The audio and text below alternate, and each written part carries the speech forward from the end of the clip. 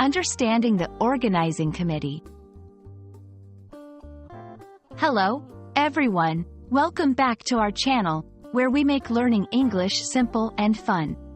Today, we're diving into a term that you might have come across in various contexts: Organizing Committee. It sounds official and a bit complex, doesn't it? Well, don't worry. By the end of this video, you'll understand exactly what it means and how you can use it in your conversations or writing. Let's get started. Organizing committee is made up of two words, each with its own significance. Organizing refers to the act of arranging or preparing something according to a system or schedule. It's about putting things in order or planning events, tasks, or activities to achieve a specific goal. On the other hand, a committee is a group of people appointed for a specific function, typically involving decision-making or the organization of something.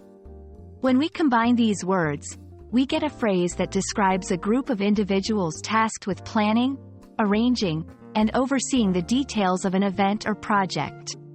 This committee is responsible for making decisions that will ensure the event or project's success. An organizing committee plays a crucial role in the preparation and execution of events or projects. Their functions include planning. They decide on the event's date, location, and agenda. Coordination. They ensure all aspects of the event work together smoothly. Budgeting. They manage the event's finances, from funding to expenditures. Public relations. They handle communication with participants, sponsors, and the media. Problem solving. They address any issues that arise before, during, or after the event. Understanding these functions helps us appreciate the importance of organizing committees in making events successful and impactful.